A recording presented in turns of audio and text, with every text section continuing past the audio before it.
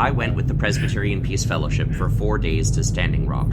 We stayed in Oceti Sakowin camp, where we worked hard to contribute more in supplies, energy, and work than we took. This is a historic moment fraught with peril and promise. What is happening near the village of Cannonball, North Dakota, in the camps, is both a continuation of a resistance that has been going on for 500 years and a new flowering of courage and community that has never been seen before. The name Oceti Sakowin is the proper name of the Sioux people. It refers to the 7 council fires, or the 7 individual bands of the Sioux, based on kinship, dialect, and geographic proximity. The bringing together of these council fires in one place signals the unified resistance of the Lakota, Nakota, Dakota peoples. The last time they were unified like this was in 1876 before the Battle of Little Bighorn, or as they call it, the Battle of Greasy Grass. Since the uniting of the 7 council fires, representatives of hundreds of tribes have joined the camp in solidarity, making this an unprecedented gathering of Native peoples in known history. There are a lot of intersecting dimensions to this situation. It's an environmental conflict because the primary goal of the resistance is to protect the Missouri River watershed from being poisoned by having an oil pipeline built through it. It's also about the militarization of our police and the increasing use of chemical weapons and other violent tactics. It's about the governmental collusion with corporations and resource extraction. It's about race. Specifically, it's about how the white residents of Bismarck objected to the pipeline and were heard, but the objection of Native Americans is being ignored. It's about all of these things, but prior to all of those things, I think it's important that we understand the Standing Rock resistance as a continuation of a story of indigenous resistance to settler colonialism that is centuries old. The history of this nation is a history of conquest and theft. America was founded on stolen labor and stolen land. Labor stolen from Africans and land stolen from Native Americans. Every time it has been advantageous to extract some resource from the land, our government has colluded with private interests to kill or relocate the indigenous people in the way. That is what is happening right now at Standing Rock. The Dakota Access Pipeline is being built directly through land which belongs to the Sioux, according to the 1851 Treaty of Laramie. Even more significantly, the pipeline is being built directly through portions of that land which are sacred to the Sioux and where their ancestors are buried. I am a descender of settler colonists, mainly from Scotland. I live on stolen Chinook land in the Willamette River watershed, commonly known as Portland, Oregon.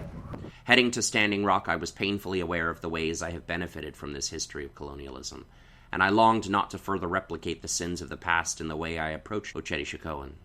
Solidarity is tricky work. It's easy to end up centering your own experience instead of the experience of the people you're there to support. I'm not convinced our delegation entirely succeeded. There were definitely moments where I felt like a clueless white man, lumbering around and making a mess of things. Honestly, short-term trips like mine are pretty problematic. Camp Oceti Sakowin is very crowded right now, and they really need people who will pull their own weight. North Dakota winters are cold. Some people are showing up who are taking more resources and energy from the camp than they contribute because they're underprepared. I'm grateful that our delegation was able to contribute, both out of our financial resources and our skills and energy. Most of my time there was spent building shelves and tables for one of the kitchens. Just as important as what we do, however, is how we do it. If you go, make sure everything you do there is indigenous-centered. Submit to the ethos of the camp. Learn the etiquette concerning the sacred fire, interacting with elders and participating in ceremony. And remember that everything is ceremony. Everything should be done in an attitude of prayer. As I was told by one longtime resident and leader in the camp, remember that you're not entitled to be here. This isn't your land. These aren't your resources. This isn't your history. We want you to come, but come correct.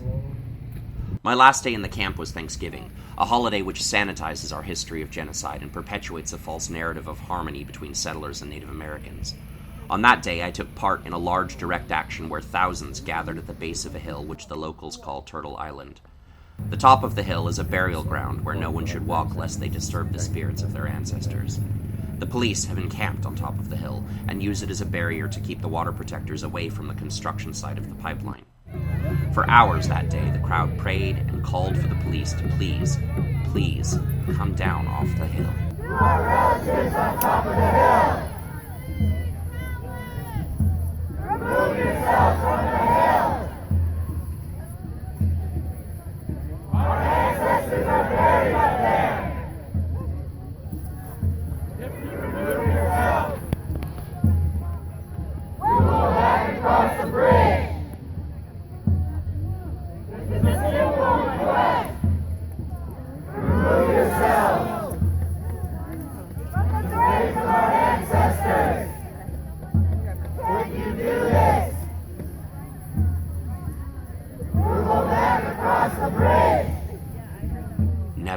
has it been so clear to me that the violence we commit against one another and the violence we commit against this earth are one and the same sickness.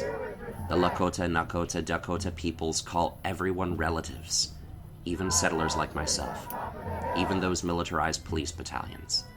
Despite centuries of colonial violence continuing right to this present moment, they see us as one human family, which means those ancestors we trample are our own people.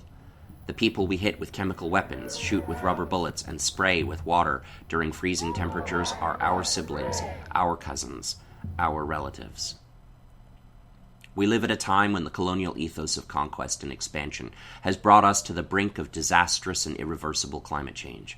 The indigenous resistance at Standing Rock is trying to keep our water pure and our air clear, not only for those living today, but for countless generations to come.